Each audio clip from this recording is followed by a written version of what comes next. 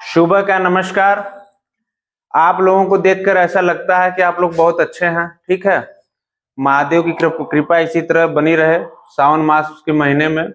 और देखिए, हम लोग आज का जो सेशन है हमारा प्रकाश पार्ट 2 है, क्योंकि हम प्रकाश पार्ट 1 प्लेलिस्ट में जाकर देख लीजिएगा और पार्ट 2 की क्लास है। देखिए, आज प्रकाश की चाल के बारे में पढ़ना है। प्रकाश की चाल क्या है? देखिए, चालों में क्या होता है, स्पीड ऑफ लाइट। निर्वात में सबसे ज्यादा प्रकाश की चाल होती है, जो कि परीक्षा के लिए बेहद महत्वपूर्ण है। पूछता है कि सबसे ज्यादा प्रकाश की चाल किसमें पाई जाती है? आप लोग बताओगे निर्वात में। क्या बताओगे? निर्वात। पहला क्वेश्चन। दूसरा क्वेश्चन ये है कि कितना है, तो बताओगे 3 गुणे 10 घाते 8। ठीक है, 3 गुणे 10 घाते 8 मीटर प्रति सेकेंड, जो कि सबसे सर्वाधिक है। दूसरा पूछेगा, दूसरा किसमें है, तो बताओगे जल में। किसमें है बेटा प्रकाश की चाल सबसे ज्यादा? जल में कितना है? 2.25 गुणे 10 घाते 8 मीटर प्रति सेकेंड। तीसरा किसमें है? कांच में। किसमें है बेटा? कांच में। कितना है? 2 गुणे 10 घाते 8 मीटर प्रति सेकेंड। अब पूछता है क्वेश्चन कि सबसे कम प्रकाश की चाल किसमें पाई जाती है, तो बताओगे तारपीन के तेल में। क्या बताओगे? तारपीन के तेल में। कितना पाई जाती है? 2.04 इंटू 10 के पावर 8 मीटर प्रति सेकेंड। ठीक है, इसको याद कर लेना है कम से कम। अगर ये नहीं याद हो रहा है तो फर्स्ट वाला और लास्ट वाला सबसे ज्यादा पूछता है, बहुत ही इंपॉर्टेंट। उसके बाद सबसे कम वाला पूछता है, तो तारपीन के तेल में। ठीक है, इतना याद हो गया। प्रकाश की चाल को हम समझ गए। अब देखिए, प्रकाश के वेग को ज्ञात करने का पहला जो प्रयास किए थे गैलीलियो महोदय ने किया था। और गैलीलियो ने जब पहला प्रयास बेटा किया तो ये असफल रहे। क्या रहे? असफल रहे। इनका प्रयास फेल हो गया। तब फिर प्रयास किए रोमर ने। कौन किया बेटा? रोमर ने। दूसरा प्रयास रोमर ने किए, जो कि सफलता को पाए रोमर महोदय ने। उसके बाद रोमर के बाद प्रकाश के वेग को फिजो व फोको ने सही ज्ञात किए। ठीक है, और फोजो महोदय भंवर धारा की भी खोज किए थे। ठीक है, तो एग्जाम में पूछता है कि भंवर धारा की खोज किसने की थी, तो बताओगे आप लोग फोको। और प्रकाश के वेग का जो प्रयोग करने में या प्रयास करने में जो असफल व्यक्ति रहा, उनका नाम क्या था? गैलीलियो। सफल व्यक्ति में 2 पहले रोमर थे, उसके बाद फिजो व फोको महोदय। ठीक है, आगे हम लोग बढ़ते हैं कि प्रकाश की प्रकृति कौन कौन सी है। प्रकाश में 2 प्रकृति पाई जाती है, एक कण प्रकृति और एक तरंग प्रकृति। कौन कौन सी बेटा? एक कण प्रकृति और दूसरा तरंग प्रकृति। तो हम लोग पढ़ेंगे कि इसके बारे में, कण प्रकृति के बारे में। तो कण प्रकृति को न्यूटन महोदय ने दिया था। कौन दिया था जी? न्यूटन। अब इसमें देखिए, पहला जो आता है प्रकाश वैद्युत प्रभाव। पहला जो आता है प्रकाश वैद्युत प्रभाव, इसकी नींव रखे थे हर्ट्ज ने। कौन ले रखा था? हर्ट्ज। अब देखिए, पूछता है कि प्रायोगिक अध्ययन किसने दिया था, तो बताइएगा आप लोग। अल्बर्ट आइंस्टीन ने। कौन दिया था बेटा? अल्बर्ट आइंस्टीन ने। प्रथम प्रायोगिक अध्ययन किसने किया था? अल्बर्ट आइंस्टीन ने। इनको नोबेल पुरस्कार से सम्मानित किया गया था। किससे सम्मानित किया गया था? नोबेल पुरस्कार से। ठीक है, अल्बर्ट आइंस्टीन नोबेल पुरस्कार विजेता, किस लिए? प्रायोगिक अध्ययन के लिए। ठीक है, प्रकाश वैद्युत प्रभाव के। आगे बढ़ते हैं हम लोग। जो तरंग प्रकृति है, इसको हाइगेंस महोदय ने दिया था। कौन दिया था बेटा? हाइगेंस महोदय ने। इसमें देखिए, इसकी जो टाइप है 5-6 प्रकार हैं इसके। पहला देखिए परावर्तन है। क्या है बेटा? परावर्तन। दूसरा है अपवर्तन। दूसरा क्या है? अपवर्तन। तीसरा है पूर्ण आंतरिक परावर्तन। क्या है? पूर्ण आंतरिक परावर्तन। क्वेश्चन बनता है कि आकाश का रंग नीला क्यों दिखाई देता है? बनता है कि नहीं? तारे आकाश में क्यों टिमटिमाते हैं? ठीक है, इस सबको हम बता रहे हैं।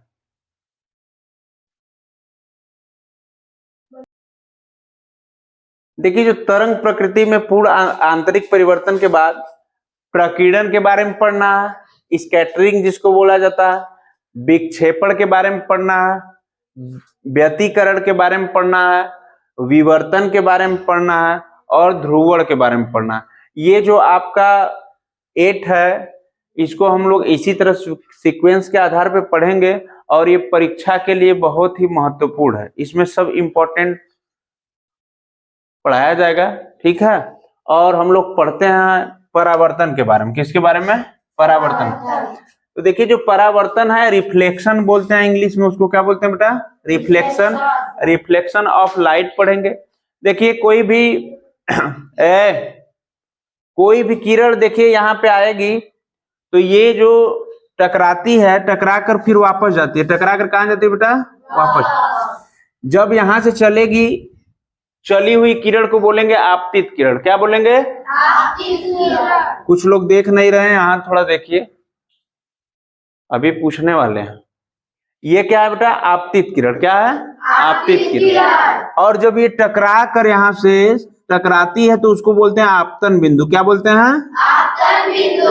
और जब ये टकराएगी तो यहाँ ऐसा तो नहीं है कि पारदर्शी है, पार कर जा, ये उल्टा वापस जाएगी टकरा कर। इसको बोलेंगे बेटा परावर्तित किरण। क्या बोलेंगे? परावर्तित किरण। आने वाले को आपतित किरण, जाने वाले को परावर्तित किरण, बीच में जो टकराएगी उसको आपतन बिंदु। क्या बोलेंगे? आपतन बिंदु।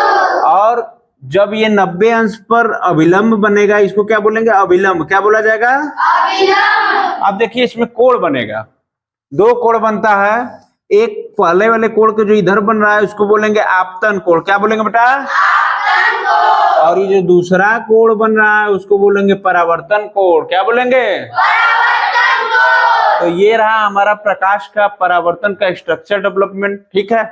आगे बढ़ते हैं हम लोग कि परावर्तन के नियम क्या होते हैं, ठीक है। लॉज ऑफ आरएल परावर्तन का रिफ्लेक्शन का नियम क्या है, देखिए इसको समझते हैं। देखिए आपतित किरण। क्या बेटा? आपतित किरण, परावर्तित किरण तथा अभिलंब तीनों एक ही तल में पाए जाते हैं। देखिए एक ही तल में पाया जा रहा है कि नहीं? आपतित किरण, परावर्तित किरण और अभिलंब तीनों एक ही कोण में पाए जा रहे हैं कि नहीं पाए जा रहे हैं? Yes sir. तीनों एक ही तल में। आगे बढ़ते हैं। दूसरा जो कह रहा है हमारा कि आपतन कोण सदैव परावर्तन कोण के बराबर होता है। देखिए आपतन कोण। क्या बेटा? आपतन कोण। आपतन कोण को इंग्लिश में आई से प्रदर्शित किया जाता है। किससे? आई से। और यहाँ पे परावर्तन कोण इसको प्रदर्शित किया जाता है आर से, ठीक है। तो आपतन कोण बराबर परावर्तन कोण।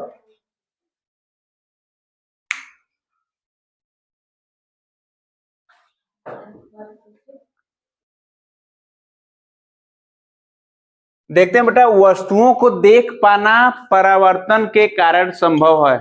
जब भी वस्तुओं को आप देखते हैं तो प्रकाश का परावर्तन होता है तभी देखते हैं, प्रकाश पड़ता है तभी देखते हैं। आगे देखिए एक क्वेश्चन है, क्वेश्चन ऐसा बनता है पेपर में, किसी चिकने सतह पर एक प्रकाशिक किरण तल के साथ 40 अंश का कोण बनाती है। देखो कहने का मतलब है कि एक प्रकाशित किरण है जो कि तल पे क्या बनाती है? कितने अंश का कोण? देखिए 40 अंश का आपतित कोण कितना है बेटा? 40 अंश का आपतित कोण बनाती है।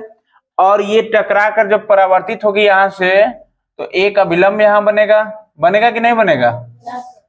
एक अभिलंब बनेगा। तो जब ये आपतित किरण 40 अंश है तो ये जो बीच वाला भाग है यहां से यहां तक, देखिए यहां से यहां तक भाग जो है 90 अंश एकदम सीधा बनता है। तो इधर कितना है? 40 अंश है। इधर कितना है? 40 अंश। तो ये 40 में 90 में से 40 घटेगा तो कितना बचेगा? 50 अंश। ये भी 50 हो जाएगा, ये भी 50 हो जाएगा और ये कितना हो जाएगा? 40। ठीक है। तो बात करने का मतलब हमारा ये था कि 40 अंश के कोण पर आपतित होती है। इसके लिए परावर्तन कोण का मान बताइए। तो देखो जो हमारा ये परावर्तन कोण है बेटा कितने का? 50 अंश का है। तो आंसर कितना आ गया? 50 डिग्री। ठीक है, ये हमारा क्या हो गया? आंसर। ठीक है। अब हम लोग आगे बढ़ेंगे, दर्पण के बारे में पढ़ेंगे। मिरर, दर्पण के बारे में इसलिए पढ़ेंगे क्योंकि दर्पण हमारे लिए बहुत ही जरूरी है और इससे क्वेश्चन बनते हैं। ठीक है, दर्पण वही जी शीशा को बोलते हैं जिससे हम लोग चेहरा अपना देखते हैं। ठीक है, आगे देखिए, पहला है अवतल दर्पण या अभिसारी दर्पण। ठीक है, अवतल दर्पण को अभिसारी दर्पण कहते हैं। क्यों कहते हैं इसके आगे बताया जाएगा। देखिए, इसका जो है